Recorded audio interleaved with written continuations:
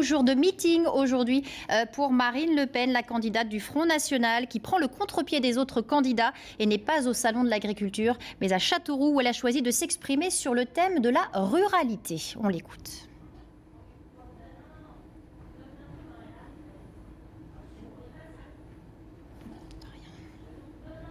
Voilà, Marine Le Pen qui arrive dans la salle, une salle pleine à craquer. La candidate du Front National, escortée par ses gardes du corps qui se frayent un passage dans la foule et qui va rejoindre la scène où elle va prononcer un discours, je vous le disais, sur le thème de la ruralité. Marine Le Pen qui veut s'adresser à la France des campagnes.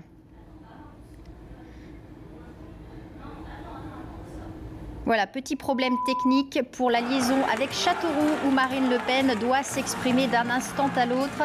La candidate du Front National qui va donc parler sur le thème de la ruralité.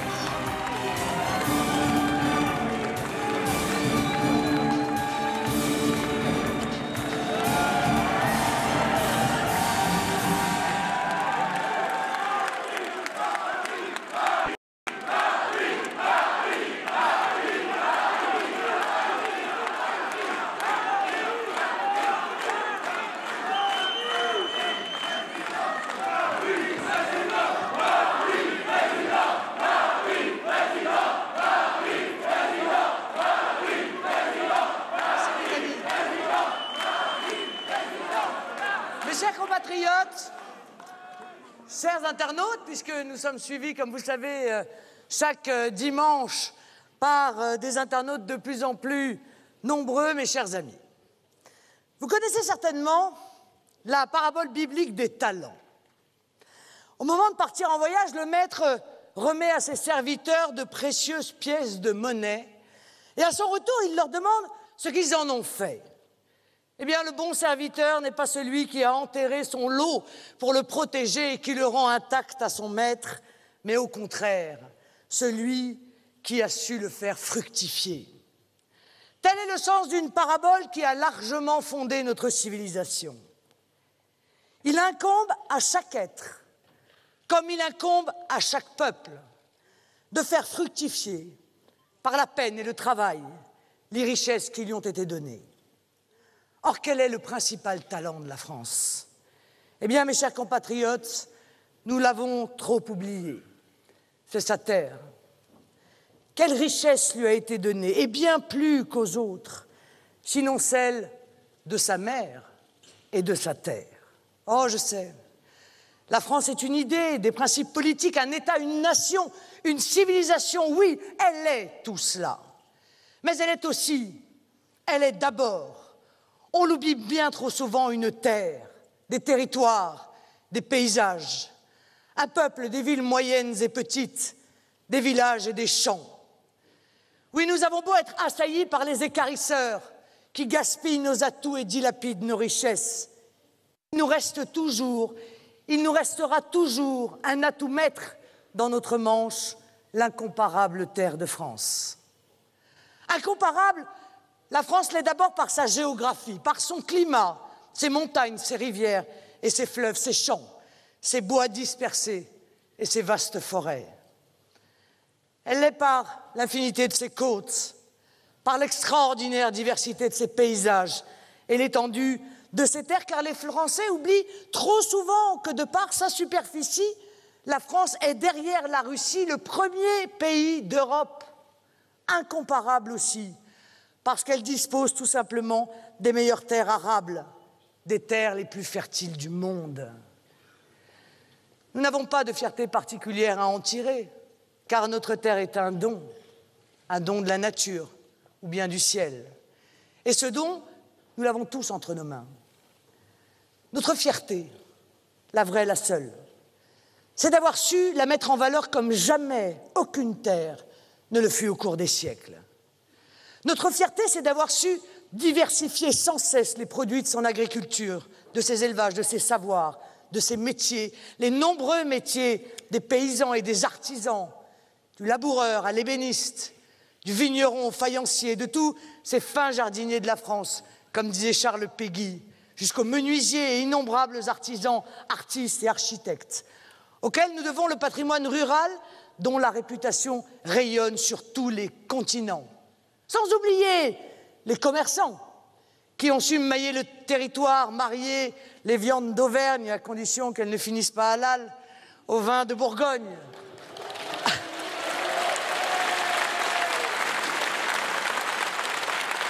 Au vin de Bourgogne, à condition que le libre-échange généralisé ne le coupe pas de vin d'Algérie ou de bouchons de Transylvanie.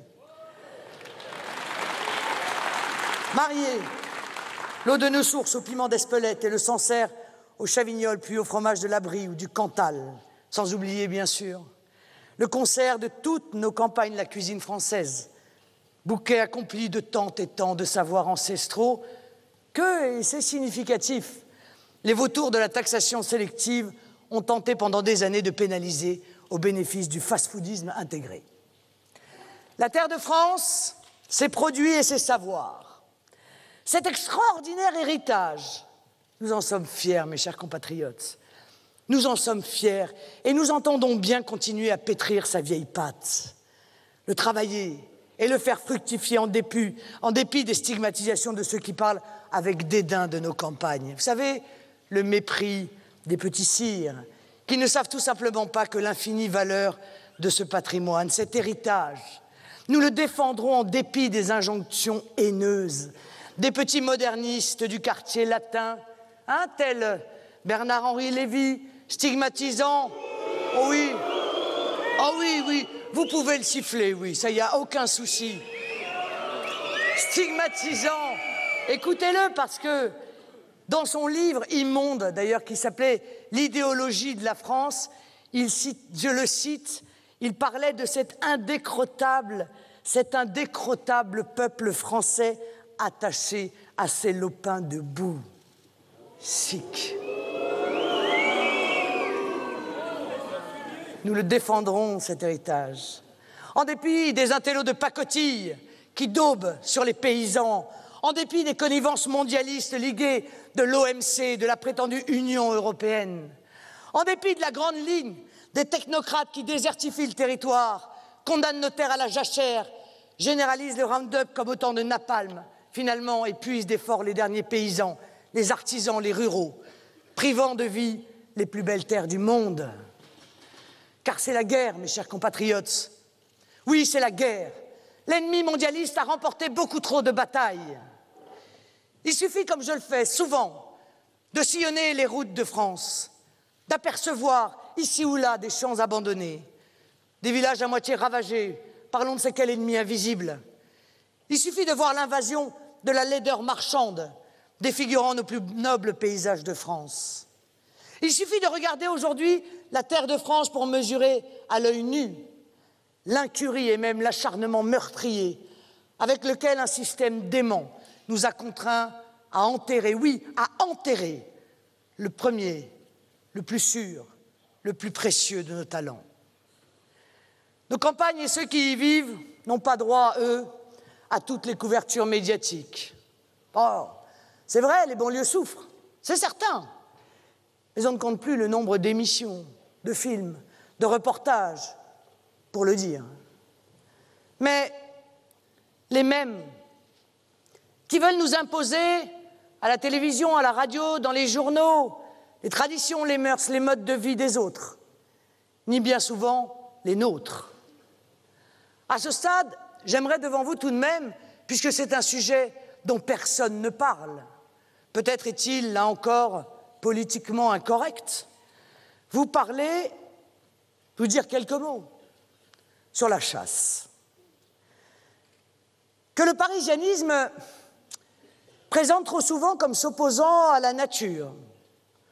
Or, qui connaît mieux la faune et la flore?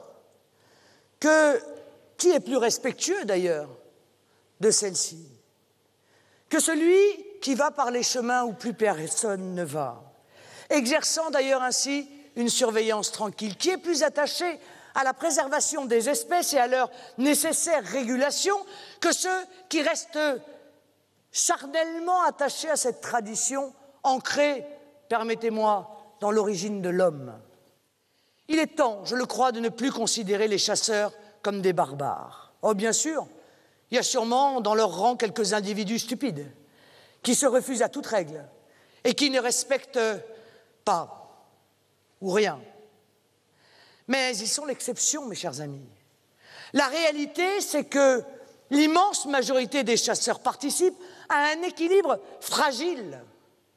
Et ils le savent souvent mieux que les quelques technocrates qui interviennent parfois à tort et à travers. Moi, ça fait longtemps que ce débat existe. On a vu d'ailleurs dans quelques pays nordiques.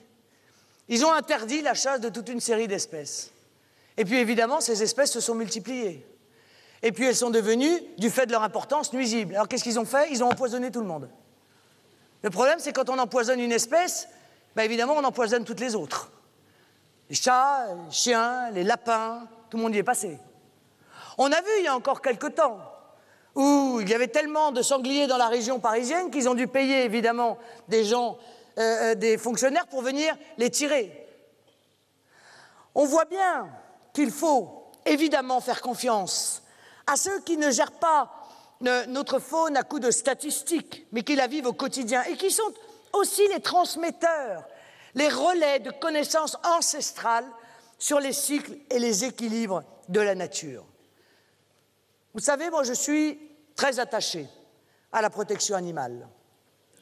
Et je n'oublie pas aussi que les chasseurs sont des amoureux des animaux, des amoureux de leurs chiens, déjà, bien souvent. Et que la défense des animaux et la chasse ne doivent pas être incompatibles entre gens de bonne volonté. Mais pour cela, il faut se parler. Il ne faut pas se juger avec des a priori. Et il n'y a pas de raison que ce que nous avons si bien su faire hier et pendant des siècles, nous ne sachions plus aujourd'hui le faire à nouveau. Mais nos campagnes ne souffrent-elles pas, elles aussi? Au-delà des problèmes innombrables qui les frappent, ne souffrent-elles pas d'un mal encore plus ravageur? L'abandon. Abandonnées par les pouvoirs successifs, abandonnées par les médias, abandonnées par les sociologues qu'elles n'intéressent plus. Les campagnes françaises et ceux qui y vivent ont parfois le sentiment que la France se fait sans eux, que la France les a oubliés. Parce que l'âme française est intrinsèquement une âme paysanne. Parce que nos campagnes sont un espace d'une richesse inouïe, où la France se perpétue dans ce que sa civilisation a engendré de meilleur. Je m'élève contre cet abandon. Je refuse cet oubli.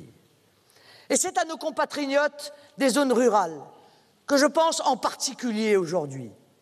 Parce que j'ai la conviction que quelqu'un doit se tourner vers eux pour leur tendre la main et leur offrir un avenir français, leur offrir une espérance. Alors, mes amis, ensemble, nous allons rompre avec le mépris d'une petite élite parisienne qui se croit supérieure. Et nous allons remettre la France rurale dans la France tout court, au même niveau que le reste de notre beau pays. Oui, mes chers amis, je prendrai dès mon élection à bras-le-corps les difficultés de nos campagnes et j'y apporterai des solutions. L'État doit s'engager de toute sa force et de toute sa volonté auprès des zones rurales. C'est vrai sur la question essentielle des services publics. À chaque fois qu'un service public disparaît, c'est un bout de la vie de nos campagnes qui s'éteint. Le service public irrigue la France rurale.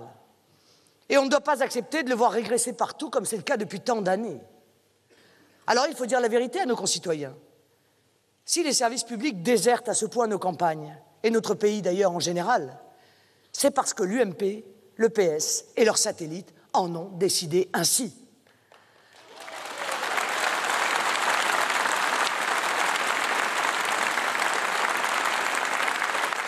Évidemment, c'est leur responsabilité. Ils ont impulsé, accompagné, accéléré toute la destruction des services publics. Oui, mes amis, c'est bien leur Europe de Bruxelles, celle qu'ils vénèrent tous, qui liquide méthodiquement nos services publics. À coups de traités, de directives, les technocrates bruxellois ont tout privatisé. Ils ont mis le dogme du profit au-dessus de tout. Exit l'intérêt général. Exit la proximité des services publics, exit l'aménagement du territoire, fini les tarifs régulés, les tarifs raisonnables, terminé le service public pour tous. Sur un trône, les amis de Sarkozy et Hollande ont mis l'argent roi, qui décide de tout, l'argent roi qui vaut plus que nos vies, qui vaut plus que nos terroirs. Alors je vous l'annonce, je partirai à la reconquête des services publics. Les directives européennes de la honte seront dénoncées. Les dispositions des traités qui font mal seront renégociées avec la plus grande fermeté. Le service public sera de retour et j'inscrirai dans notre Constitution que chaque Français a droit au même service public, indépendamment de ses revenus et de son lieu de résidence.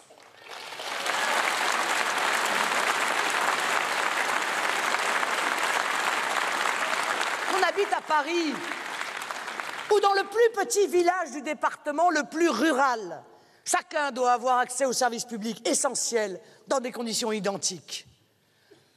Ainsi, les transports régionaux reviendront au cours du quinquennat dans le giron de l'État, parce que la décentralisation a été beaucoup trop loin, et nous le voyons tous les jours, entraînant avec elle son cortège d'inégalités et d'injustices.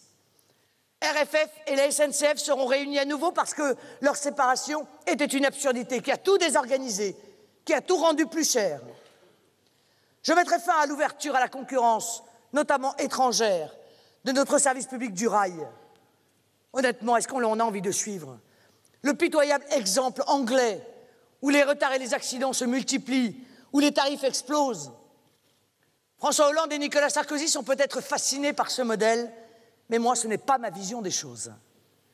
Je demanderai à la SNCF de cesser d'ailleurs la politique du tout TGV, qui concentre tout sur quelques grandes lignes, parce que tout le monde a droit au train, et à un train de qualité, à l'heure, confortable, qui serve les Français avant de servir la rentabilité.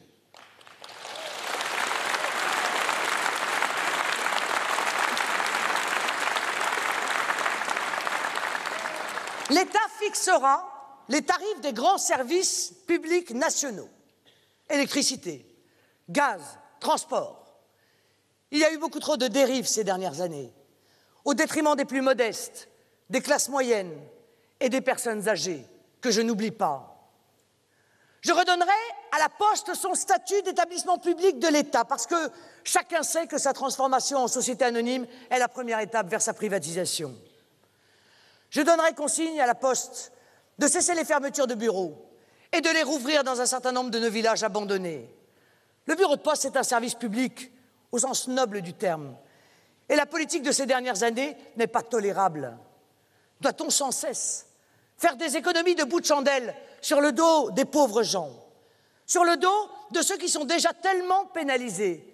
Eh bien, je dis non, 3 fois non. Et mes amis, quand je vois ces postiers en campagne qui acceptent de prendre le courrier des personnes âgées qui ne peuvent pas poster leurs lettres elles-mêmes, eh bien, ces postiers le font à leur place, en ignorant les règlements qui leur interdisent de le faire. Quand je vois cela, je me dis qu'il reste encore dans notre pays de l'humanité.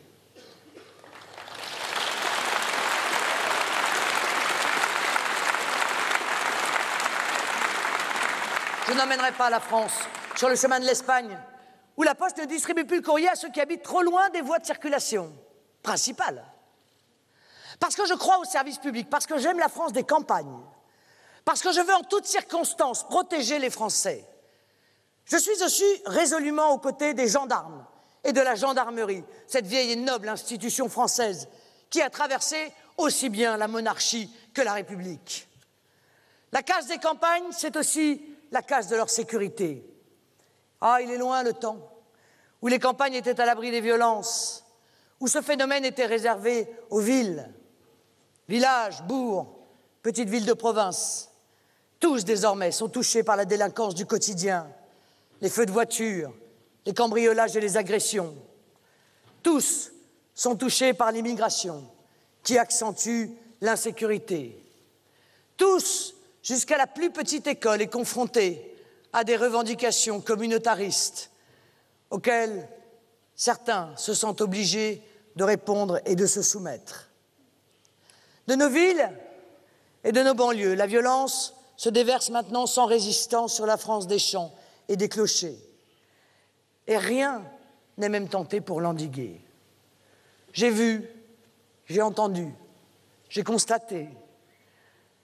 que la mort dans l'âme, on abandonne les festivités traditionnelles dans de plus en plus de villages de peur, devant une bande, faire une razzia, venir semer la panique et détruire les petits moyens que la commune avait réussi à acheter au fur et à mesure, une petite décoration, quelques tentes, une petite sono.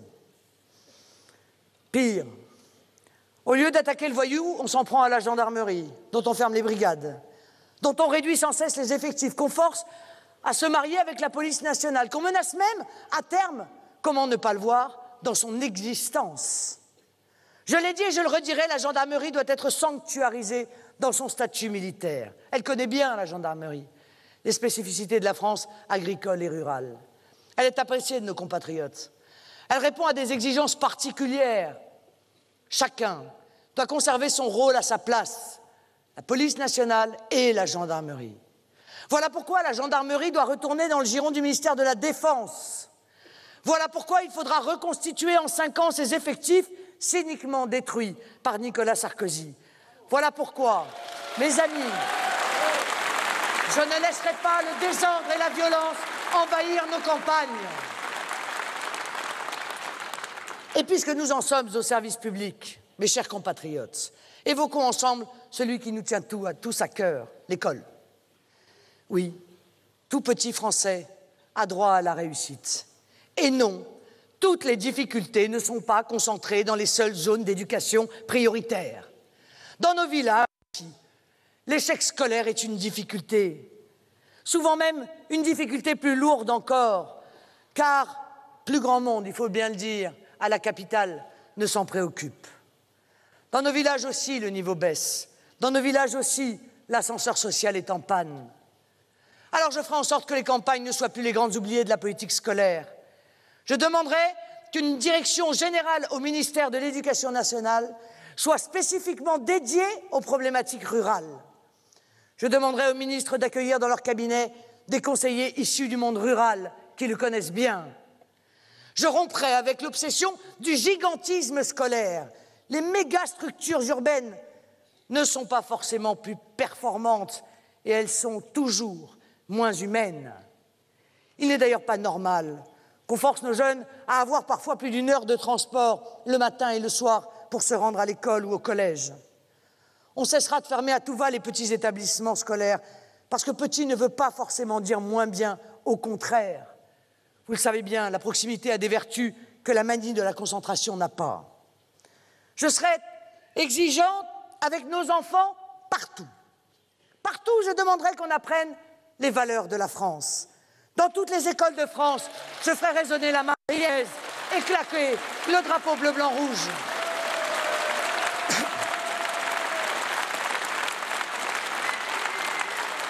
Partout, mes amis, je demanderai qu'on élève le jeune et qu'on exige de lui le meilleur.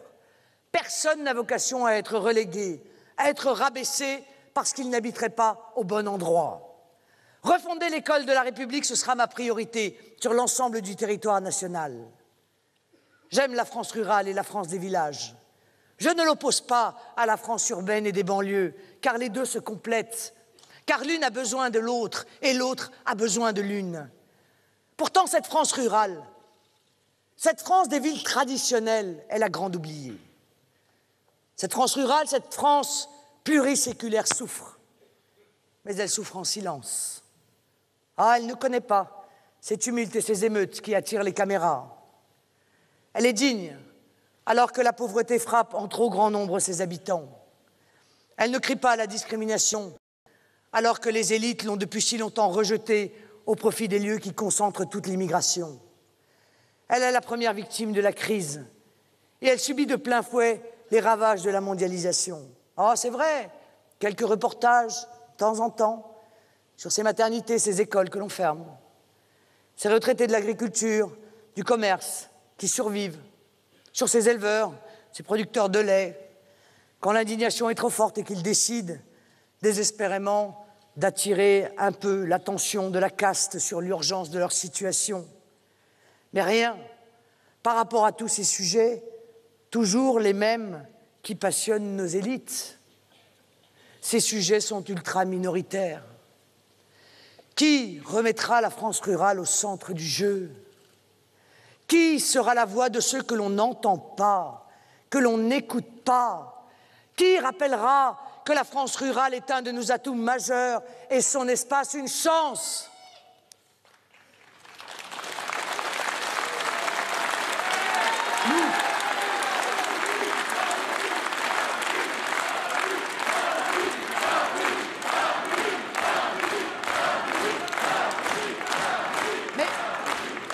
Mais mes amis, encore faut-il s'intéresser à une grande partie de cette ruralité. Encore faut-il aider nos agriculteurs et nos paysans. La France est une vieille terre agricole. J'y reviendrai bientôt au Salon de l'agriculture, mais je le dis et je le redis, on ne peut pas laisser tomber nos paysans, nos agriculteurs. Non seulement on ne peut pas le faire, mais c'est une absurdité de le faire. À l'heure où la PAC les abandonne, à l'heure où les technocrates enfermés dans leurs murs de béton de Bruxelles les condamnent, je promets aux paysans une formidable renaissance appuyée sur cette réalité simple. Notre terre est une terre de talent, de savoir-faire et de terre fertile. Il leur manque un cap, une reconnaissance que seule une politique agricole française lui donnera. Et c'est pourquoi je transformerai la PAC pour la remplacer par la PAF.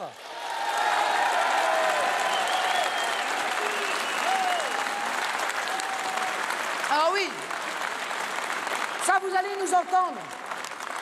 Nous allons dénoncer la libéralisation des droits de plantation qui veut tuer nos vignobles et notre vin, l'or de la France. Oui, nous irons vers une agriculture raisonnable, soutenue, juste, puissante, qui sera l'un des moteurs de la France du XXIe siècle, où nous serons aux côtés des petits et pas seulement aux côtés des gros.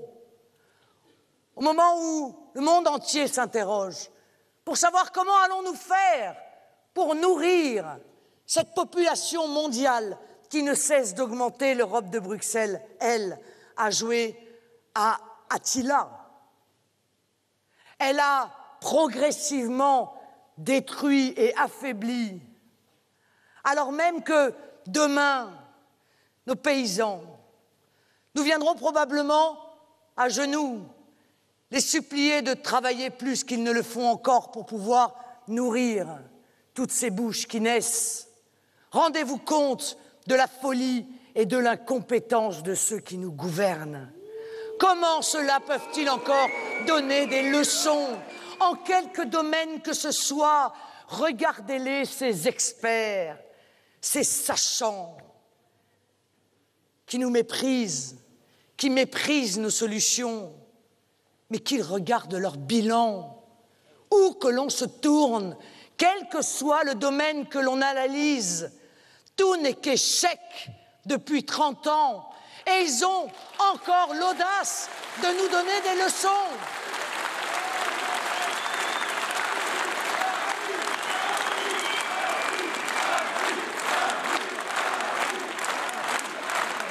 Eh bien, moi, je demanderai aux agriculteurs d'élever et de cultiver pour les Français.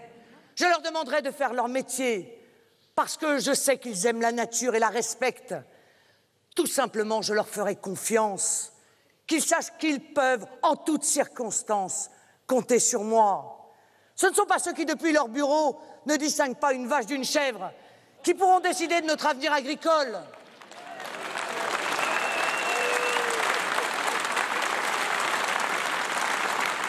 Mais je sais aussi, mes amis, je sais aussi que ce savoir-faire, que ces compétences agricoles sont aussi pour nous un gage de sécurité alimentaire.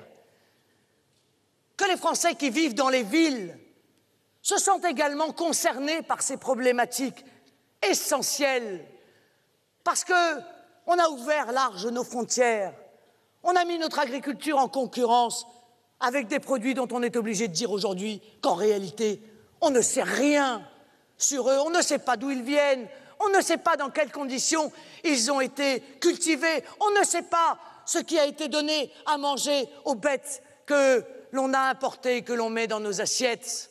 C'est ça la vérité.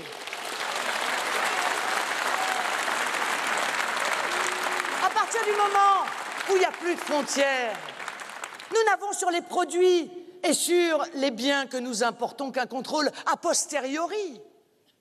très rarement un contrôle a priori. On voit bien les manœuvres qui consistent à passer par tel État en nous disant « Ah ben, on importe de tel État » et puis on s'aperçoit qu'en réalité, pas du tout. C'est de la viande qui a fait 50 000 kilomètres avant d'arriver. On impose à nos agriculteurs, et tant mieux, des normes de sécurité, parfait. Point trop n'en faut tout de même dans la lourdeur de ces exigences et de ces normes qui parfois deviennent complètement ubuesques. Mais qui peut dire qu'il existe une justice quand nos agriculteurs sont soumis à la multiplication des normes, mais quand l'on sait pertinemment que les produits que l'on importe, en réalité, n'en respectent quasiment aucune?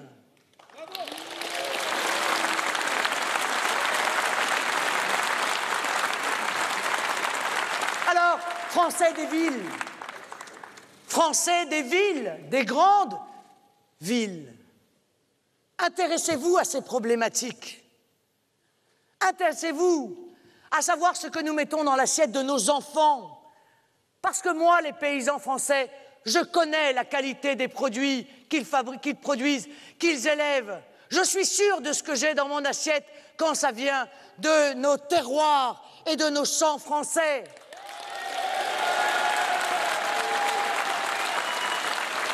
Et cette sécurité, elle n'a pas de prix, mes amis. Cette sécurité, elle n'a pas de prix. Parce que de cette sécurité dépend évidemment notre santé. Alors vous voyez que tout le monde est concerné par ces problèmes. Parce que je refuse aussi qu'on laisse gagner la désertification. Je me battrai. Parce que je refuse qu'on laisse l'implacable logique du marché concentrer par un mouvement destructeur les populations dans quelques métropoles où la vie quotidienne devient de plus en plus difficile, pendant que de vastes étendues sont laissées en friche, créant d'autres difficultés à ceux qui s'y maintiennent. Je refuse, mes amis, ces villages figés, comme arrêtés, où les parents voient inexorablement les enfants partir, poussés ailleurs par l'angoisse du vide. Oui, j'aime la France rurale, mais je ne veux pas non plus qu'elle devienne un parc à touristes pour les quelques semaines d'été. Je ne veux pas qu'elle devienne un vaste Disneyland pour amuser des enfants esbaudis devant une nature soi-disant préservée. Nos villages ont besoin d'artisanat. Ils ont besoin de commerce parce qu'ils ont besoin de liens. Nos villages, nos petites villes ont besoin d'écoles parce que les enfants, c'est la vie.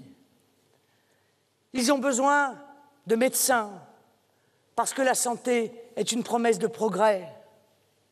Je ne veux pas que ces villages, que ces petites villes deviennent une réserve d'Indiens, où les derniers paysans seraient devenus les jardiniers des paysages. Le sol fécondé par le travail de nos ancêtres, les villes construites par des siècles d'efforts méritent mieux que ce destin vers des musées glacés, figés, pétrifiés. Pour vivre, la France rurale a besoin d'une politique volontariste, d'une véritable politique d'aménagement du territoire, d'une vision d'ensemble sur le long terme. Alphonse Allais disait, il y a plus d'un siècle, qu'il fallait mettre les villes à la campagne.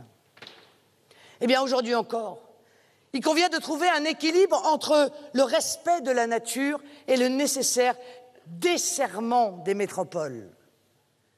La réindustrialisation de la France que je propose, par la mise en place d'un protectionnisme intelligent, implique la création de nombreuses petites et moyennes entreprises. Je les encouragerai et je les inciterai même à s'implanter sur tout le territoire.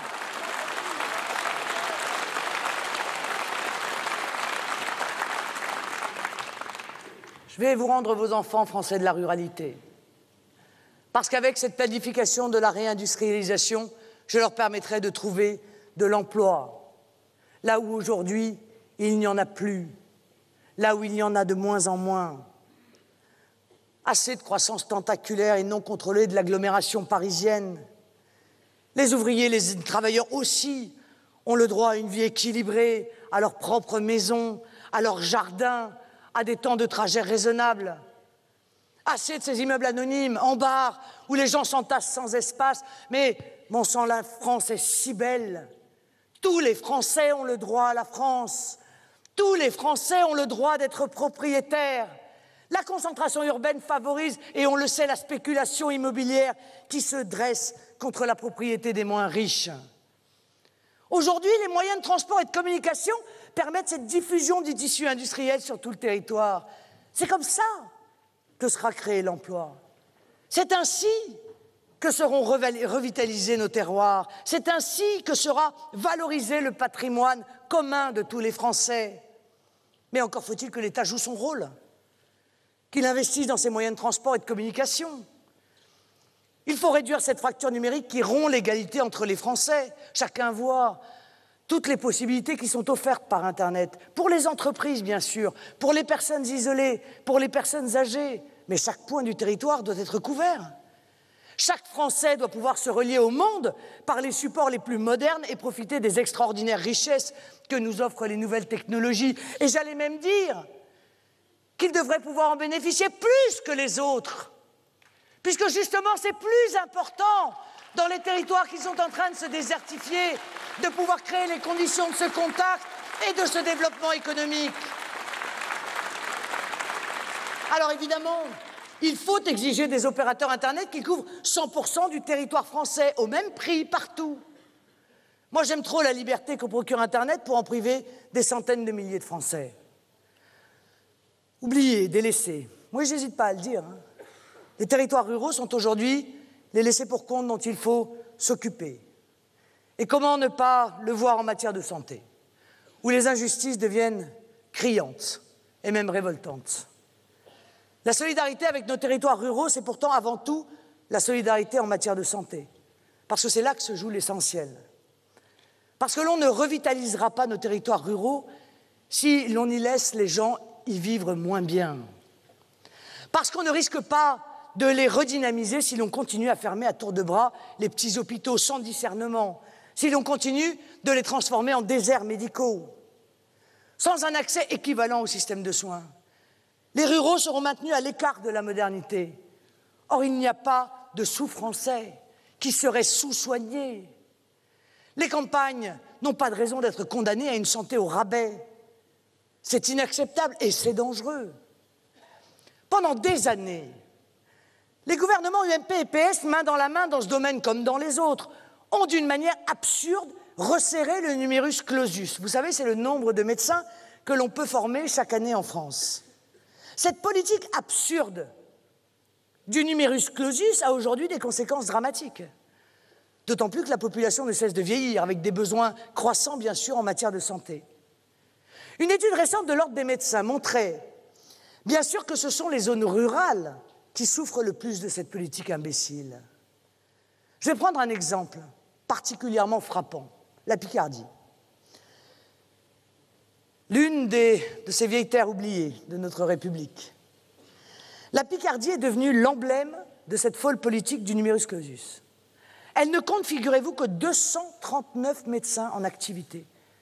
239 médecins en activité régulière pour 100 000 habitants, soit la densité médicale la plus faible du pays, complètement laissée à l'abandon. La Picardie compte aussi 44% de médecins diplômés d'universités étrangères, parmi lesquels on dénombre, tenez-vous bien, un tiers des médecins qui viennent du Maghreb et un tiers des médecins qui viennent de Roumanie. Mais où le gouvernement? Où le gouvernement? Honte à notre gouvernement qui, depuis des années, sait que nous avons besoin de médecins, que nous avons besoin de plus en plus de médecins, et qui empêche nos étudiants, nos jeunes étudiants français, de devenir eux-mêmes médecins. Croyez-vous que cela soit acceptable? A-t-on sérieusement besoin d'aller chercher dans des pays étrangers des médecins, alors que justement des centaines d'étudiants sont sottement détournés de cette filière d'études? Ne peut-on pas, honnêtement, s'accorder à nous-mêmes?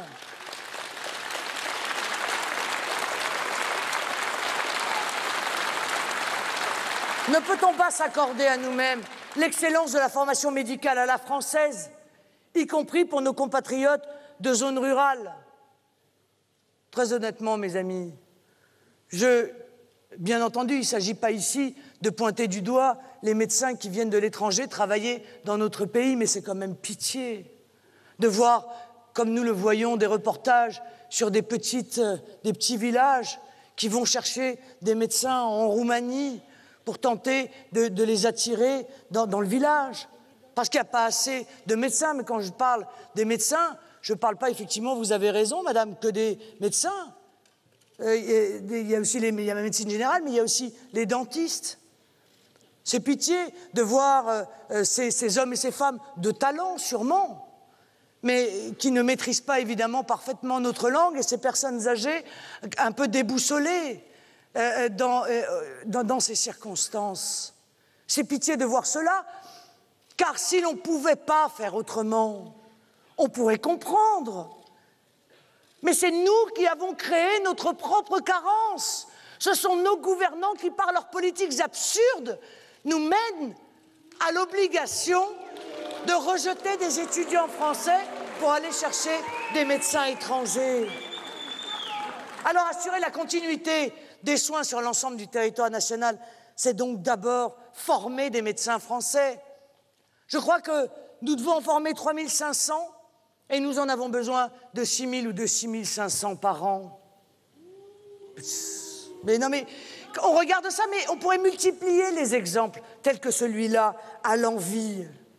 Il faut donc faire des médecins français. On en arrive même à des situations où des étudiants français sont obligés d'aller passer leur concours de médecine à l'étranger pour revenir à cette qualité de médecin étranger. Non, mais je veux dire, bon, bref. Alors évidemment, moins il y a de médecins, plus il est difficile d'en trouver, évidemment, dans les zones rurales, qu'il faut en former et les inciter à s'installer dans les zones rurales. Pour y aider, moi je proposerais que la scolarité des personnels médicaux intègre un stage territorial pour une découverte concrète de nos territoires. Il n'y a qu'en donnant envie, en montrant aussi aux médecins la qualité de vie que l'on peut avoir à la campagne, qui feront le choix de s'y installer. Et plus ils y seront nombreux, moins leurs conditions de travail seront difficiles. Parce que là aussi, on voit bien qu'il y a un cercle vicieux.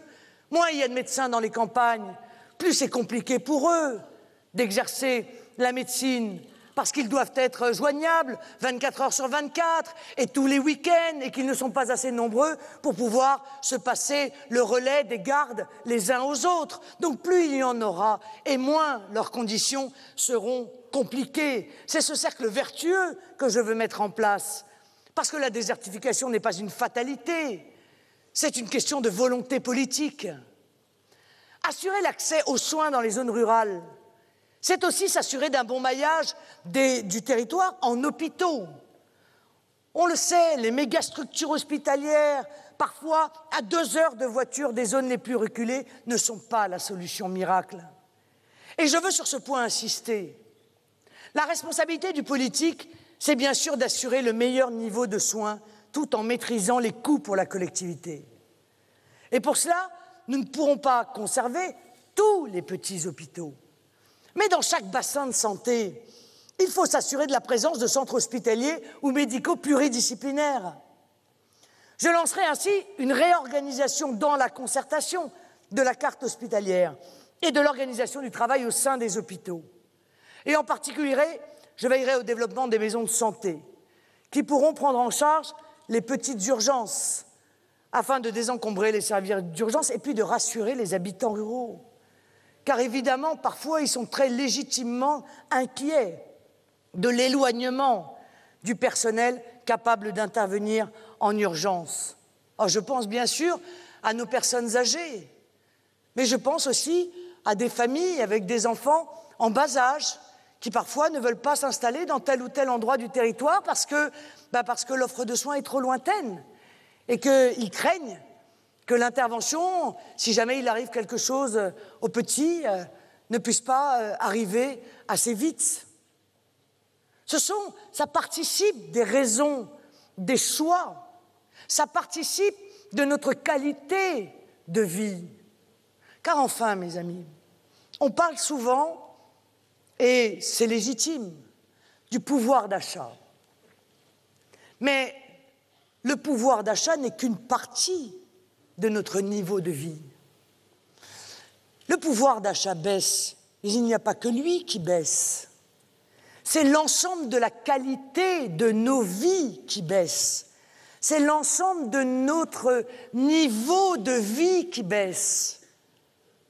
Parce qu'à côté du pouvoir d'acheter, il y a aussi toute une série de choses qui font que l'on vit bien ou que l'on vit mal. Il y a effectivement la santé et l'accès aux soins. Il y a la possibilité de se soigner sans s'inquiéter de ne pas pouvoir acheter tel ou tel médicament. Il y a la qualité des soins qui vous sont apportés. Il y a le sentiment de sécurité lorsque les soins vous sont apportés. Il y a la qualité de l'école dont je parlais tout à l'heure. Il y a cette certitude quand vos enfants font des études, quand parfois les uns et les autres vous vous sacrifiez pour qu'ils fassent des études. La certitude qu'à la fin de ces études, ils auront un emploi. Il y a le sentiment de vivre... Voilà pour le discours de Marine Le Pen en direct de Châteauroux, dans l'Indre. La candidate du Front National avait choisi de s'exprimer sur le thème de la ruralité. Marine Le Pen qui s'est adressée à la France des campagnes, une France qui souffre, une France oubliée, délaissée et méprisée par les élites qui nous dirigent. Fin de citation, une France rurale à laquelle Marine Le Pen s'est dite profondément attachée. Cet héritage, nous le défendrons. Étonnera. Posez-vous cette question. Qui es-tu? D'où parles-tu? Toi, expert, qui es-tu? Toi, journaliste, qui es-tu? Toi, politique, qui es-tu? Toi, n'es-tu pas payé par un grand groupe qui vit des commandes publiques? Es-tu totalement libre de l'analyse que tu fais? Toi, expert, n'es-tu pas payé par telle ou telle grande société, par tel ou tel institut de recherche, je ne sais pas quoi? Es-tu totalement libre des lobbies, des lobbies de la grande distribution? Es-tu totalement libre des lobbies pétroliers? Es-tu totalement libre des lobbies agroalimentaires? Vous écoutez, nous avons un outil merveilleux, Google. Ou un autre d'ailleurs. Cherchez. Ne soyez pas passif face à l'information qu'on vous donne.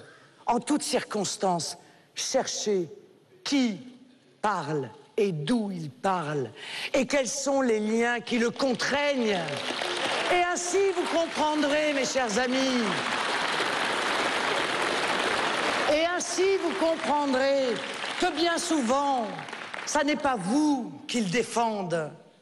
Soit parce qu'ils ne sont pas libres, soit parce que ce sont les intérêts d'autres qui sont défendus au travers de leurs paroles ou au travers de leurs plumes.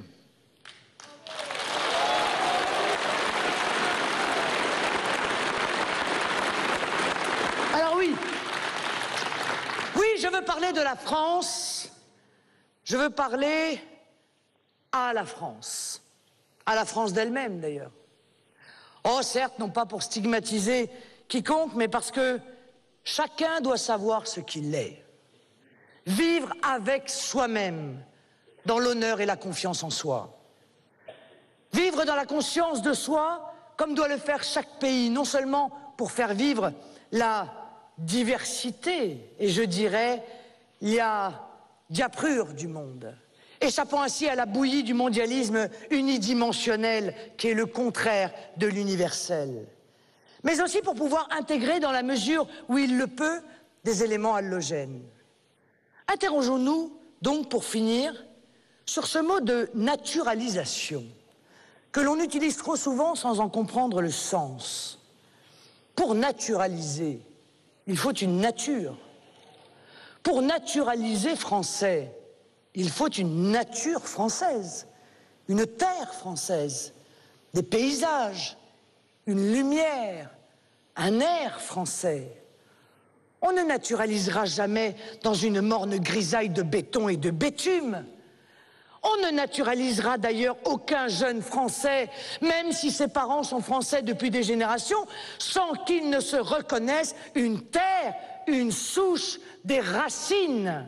Et je me demande si ceux qui intentent à la vie de nos villages et de nos campagnes ne savent pas justement que pour détruire, ou comme ils disent, pour dépasser la France, rien n'est plus efficace que d'assécher la vie de ces territoires et couper nos fils nourriciers pour qu'arrive à la France ce qui arrive toujours à un arbre qui perd ses racines. Un arbre dont on coupe une à une ses racines tombe. C'est ce qu'il pourrait arriver à la France si elle oublie de se nourrir d'elle-même. Voilà pourquoi...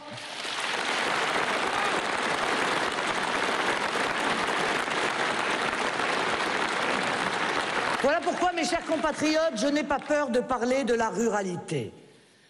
Et même, tant pis si l'on m'accuse d'essentialisme, de mettre la nature française au cœur de l'avenir de la France.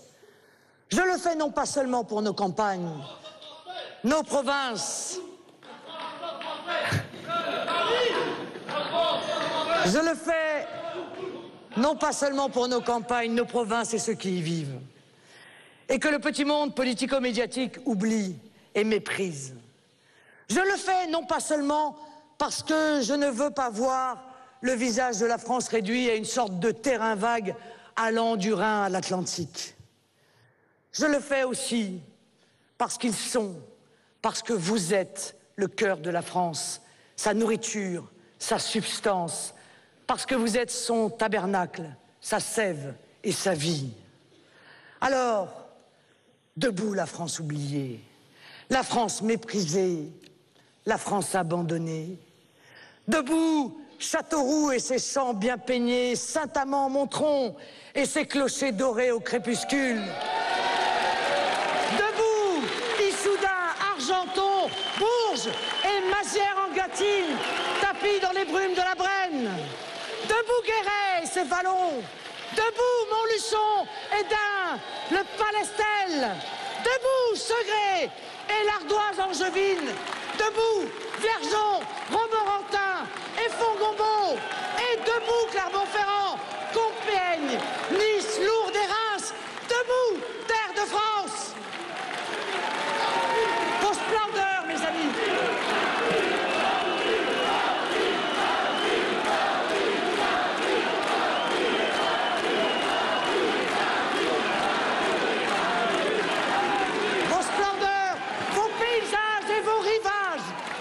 Le visage de la France de toujours, c'est-à-dire le visage de l'avenir. Vive la République, vive la France, la si belle France.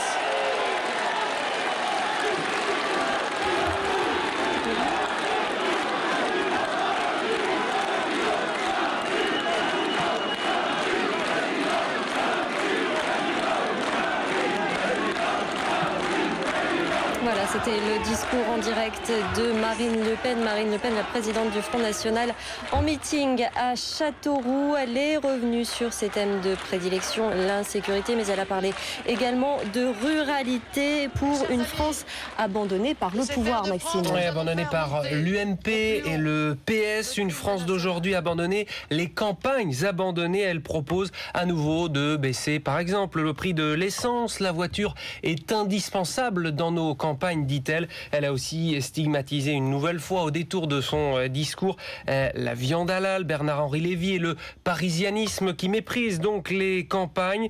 Et elle annonce qu'elle partira à la reconquête des services publics abandonnés donc par l'UMP et le PS à la campagne.